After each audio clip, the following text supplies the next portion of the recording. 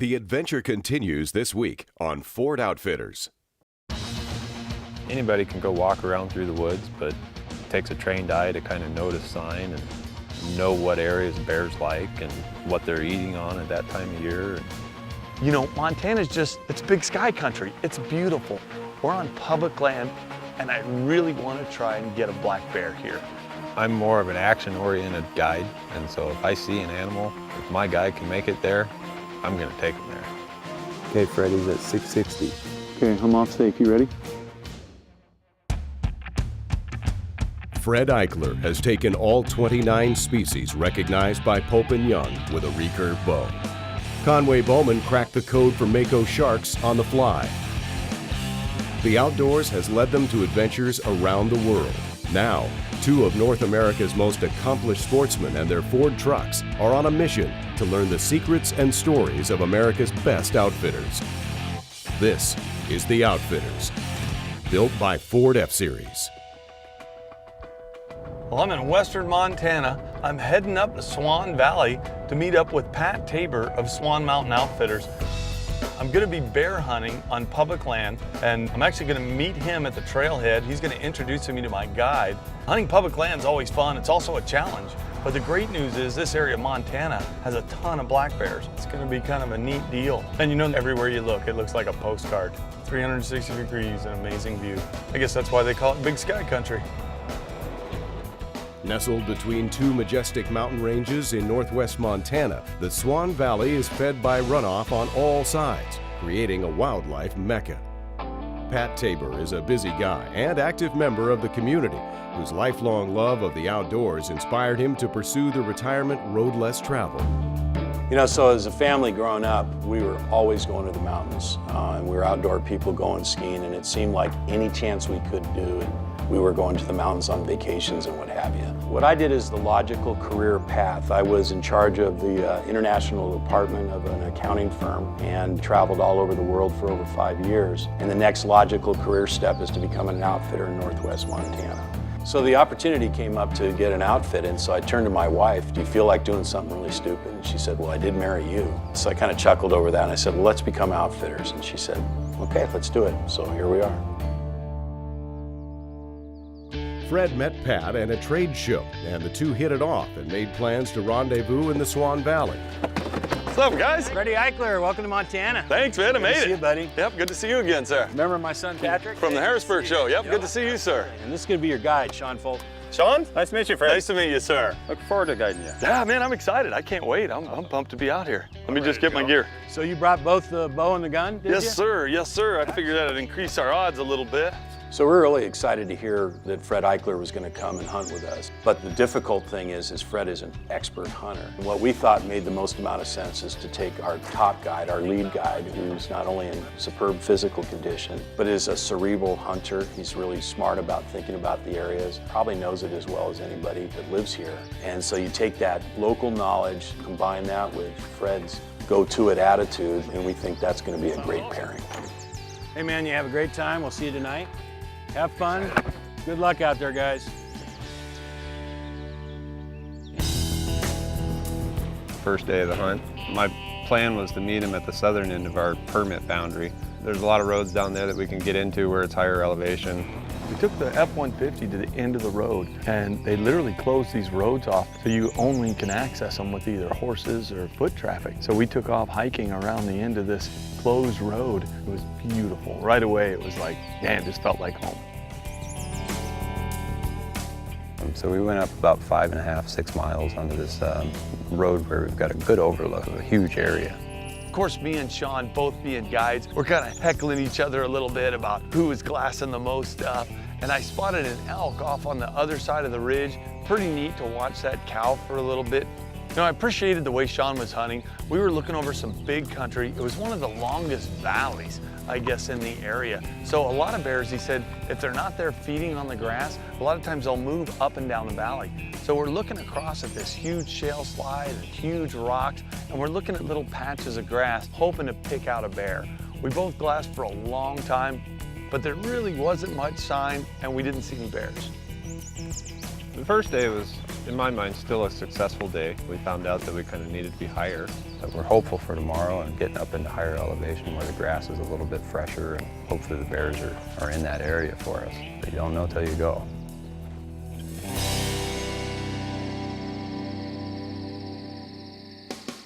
With the low elevation snowpack in western Montana dwindling, Sean and Fred take the F-150 high into the magnificent Swan Mountains when the Outfitters returns. The Outfitters is brought to you by the Ford F-150, the future of tough.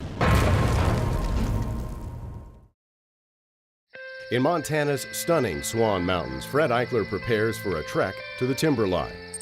Well, in talking to Sean and Pat, they both explained to me that since it's an early spring and since the snow's melted out really high, a lot higher than usual. Ready to go, Fred? Let's do this. But it's gonna be a struggle. What that's done, it's given the bears so much more areas to roam around. There's so much more grass available on the mountain because of the hotter weather. So we've got our work cut out for us. We're also hunting public land, and we're hunting an area where there's a ton of grass. So, you know, in some cases it may be like a needle in a haystack, but that's what hunting's all about. It's never a for sure thing. It's about the pursuit, it's about the chase, about being in beautiful country. Yeah, we're definitely gonna be putting the Ford through its paces on this trip. Ended up at about 6,200 feet before we hit the snow line. Made it through a tough patch of snow and came around the corner. It looked clear, and then not so clear. We took the Ford F-150 up about 7 miles on the highest road that we can get on the Swan Valley. Basically, this trailhead is an access into the Bob Marshall wilderness. Yeah, first bear track here. Wolf tracks over here, bear track here. All kinds of predators. Yeah, that's neat. Let's go. It's looking really good. We're starting to see a lot of predator tracks, so definitely excited and hoping we can glass a bear up. The Swan Range is bordered on the east by the Bob Marshall Wilderness, a million-acre roadless expanse stretching to the Canadian border.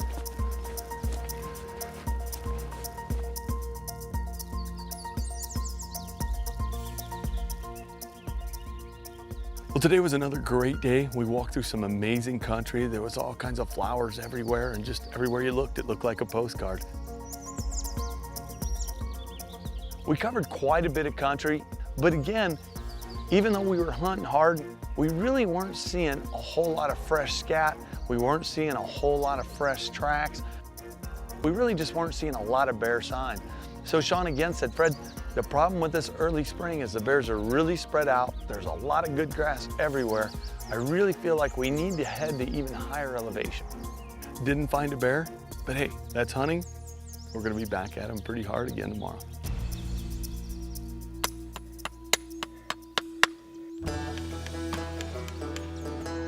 Make sure at your heels, there's nothing above that plane. So when I first bought the outfit in 2007, I had the privilege of working side by side with an iconic outfitter, and he taught me some amazing things. But one of the things that was clear to me is that I didn't get a full rounded picture, and there were some things that I still needed to figure out. So I went to a guide school, went to a very good one, and as I was going through the guide school experience, I was not only learning things, but I was getting a perspective as an outfitter of, if I had to hire graduates coming from this school, would they have the skills that I need as an outfitter? And I came to the conclusion that there was a lot of things left out that I thought could really be improved on it. No knock against the people that are running it, I just kind of felt like maybe we could do it better. And so right from the get-go, we wanted to create a school that had kind of a new way of thinking, not just always doing things the same old way, but introducing new concepts and really truly preparing people for life in the field. You guys do hard panniers, soft panniers? Both. Okay. Yep. What do you prefer? Really cool for me to meet these students. They were from all over the country. Really nice young men. And what was cool was they had some really good questions about guiding, about outfitting, and about just the hunting industry. I could relate to a lot of these guys. You know, I worked really hard for everything I have. I was able to kind of start from the ground level, build up kind of a clientele list. And then when I quit my real job, you know what I mean? And I had guided for other outfitters, so I was able to talk to them a little bit about what it was like guiding for outfitters in Texas or guiding for outfitters in New Mexico or Colorado. So it was really a lot of fun talking with these guys.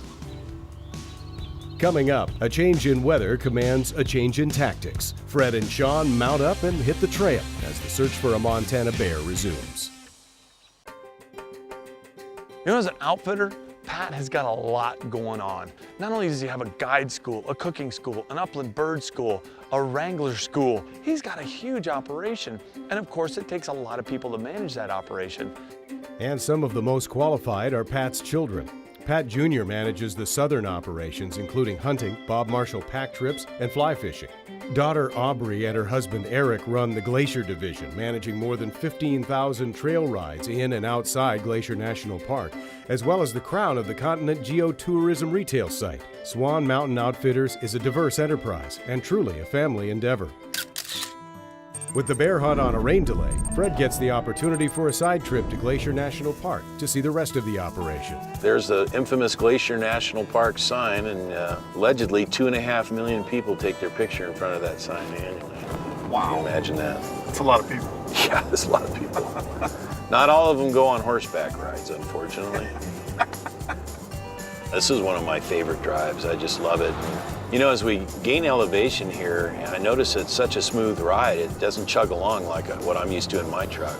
That's that turbocharged engine. I love it when I'm hauling a horse trailer or cattle or something. You know, I put it on cruise control and literally it doesn't kick out like it just. Wow, that is really cool. There's a term that we utilize in the outfitting industry that we call riding the brand. And what that really stands for is taking great pride in what you do, your company, and everything that it stands for. And my kids probably ride the brand better than anybody I know, so they set a great example for the rest of the employees.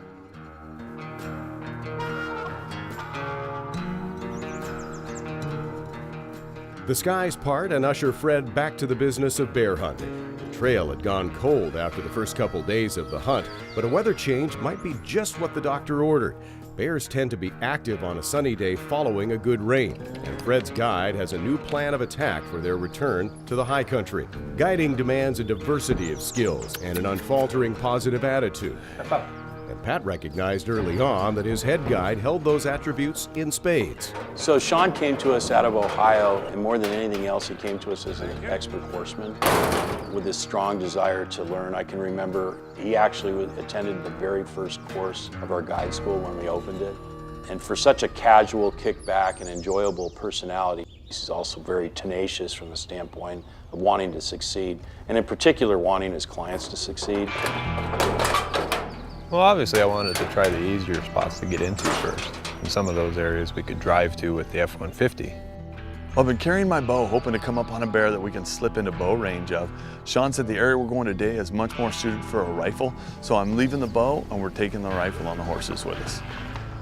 We obviously can't drive to this area with the F-150, so we loaded up the horses and pulled them up here to the gate. Rode in about 4 miles here, and so it wasn't necessarily a spot I was saving, it was just a more difficult spot to get into.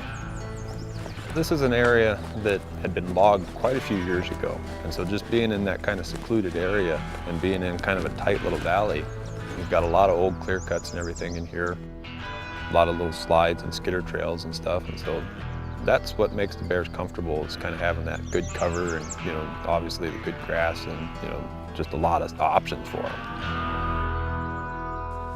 So we rode up to the spot that I initially wanted to tie off to, and right away getting off of the horses, we find a pretty fresh pile of bear scat. Might be 3 or 4 days old. Oh, it's better than dried out poop. Darn right, we're getting closer, buddy. Getting close. We come up around the bend and we have a seat in a high visibility area where we can see a lot, and right away. See a bear. You got one? He didn't give us much of an option. We only saw him for just a couple seconds and then he was off in the trees. So we went up a little bit higher because the sign was really good in that area that we were in. And we just happened to be out on this ridge point and look out across the valley and ended up seeing kind of a bunch of bears. Optimism shot through the roof. Coming up, Fred gets his chance at a Montana bear, but he's going to have to make one of the most difficult shots of his illustrious career when the Outfitters returns. After traversing a wide swath of country on foot, the first 2 days of Fred Eichler's Montana bear hunt produced little results. Now his guide, the determined Sean Fulton, is taking a chance on day 3 and opting to ride horseback to a remote sector of the Swan Mountains on the belief that the bears are heading for the high ground. With the hunt winding down, it's a gamble as they've put all their eggs in this basket, but as soon as they reach a high vantage point, Sean's move is vindicated. We get to this spot where there's a big, huge clear cut, and I'm glassing one side, panning over and back. Sean's doing the exact same thing, and all of a sudden he goes, See a bear. "You got one?" Yep. And he picks out a bear that just came out of the trees for a little bit and then popped right back in. We sat and watched for quite a while and didn't spot any more bears from that spot. So we decided to move up a little farther up the ridge. The area that we initially started in, we were seeing really good sign in. And so I really wanted to work around in that area mainly. Seeing a bear across the valley really didn't give us a good option to go after him, especially because we only saw him for just a second. So we worked up higher into the valley, into the side of the valley that we were on, and then just happened to look across at a clear cut that we could see, and Got another bear. boom, there's bears. Right on this top road. He's coming down right to the point of the road. That dirt road right up there. Yeah, I got him. Holy smokes. That's a good bear. That is a big boar. Chocolatey. Yeah, chocolate color. Look at the bear behind that one. That's a boar and a sow. That's a bigger bear behind it. It's a good bear. It's a great bear. How do we get to that rascal? We were watching these bears, and we kind of determined that the black in the lead was probably a sow, and the other bear following it was probably a boar. That's the one we wanted to try and get a shot at. So this bear's a long ways off, but I brought a rifle that's set up for long range. 767 yards right now. So we're watching the bear, and he's just not giving me a shot. So now it's a waiting game. We're waiting and waiting and waiting for this bear to give me a shot opportunity. So in bear season, I mean, it can happen at any time. It doesn't matter if it's early morning, late evening, middle of the hottest part of the day.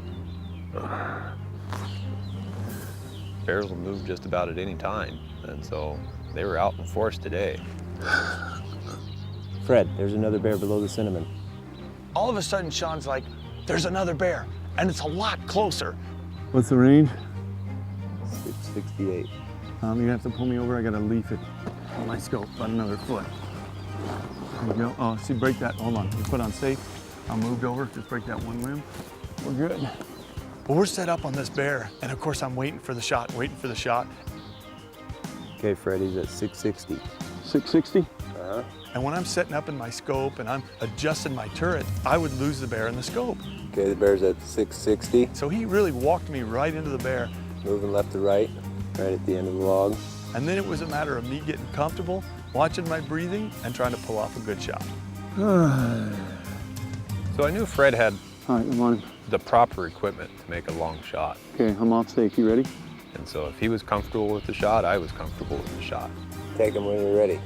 He told me that 700 was about his limit. We found the bear at 660. So it was just right there.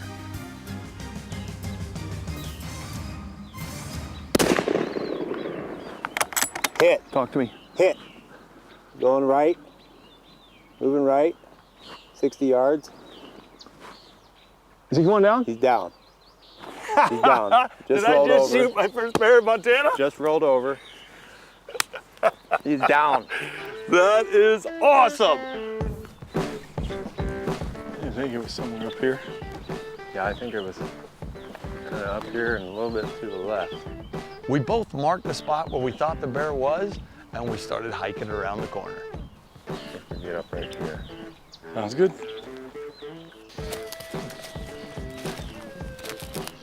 I think we're getting real close, Fred. We're right in the area. So we just gotta find a black bear and a field of black stumps. So we're jumping on stuff and we're looking all around, and every black bird stump looks exactly like a black bear. All right. Got it? Look at that. How did you find that? The black stumps. We got one. Everywhere I looked, all I could see was black stumps. Nice. Man, that's beautiful. Look at that. Look at the canines on that sucker. That is a beautiful bear. Good long shot. Oh, that's lungs right there. Through and through. Thank you, man. I appreciate it. My pleasure.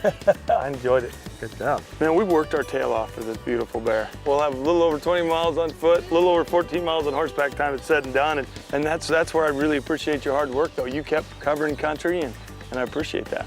Persistence pays off. All right, well, you want me to start skinning this bear? No, I don't think so. I think we'll get the bear down to the road and we'll wait for the packer to come in with the horses and the mule. Hey, I'm okay with that. Yeah. Well, heading to Montana is always fun because it's beautiful country. But where Pat has his outfit at Swan Mountain Outfitters in the Swan Valley was absolutely beautiful. I got to see some amazing country, some beautiful views, just a ton of different animals. Happy to see ya. I actually got to take a black bear home, and I came away with a real appreciation for not only Pat, everything they do here, but also really respected the fact that it's a family-run business. One bear. Thank you, guys. They're all great people, and I was pretty dang impressed with Swan Mountain Outfitters. Woo!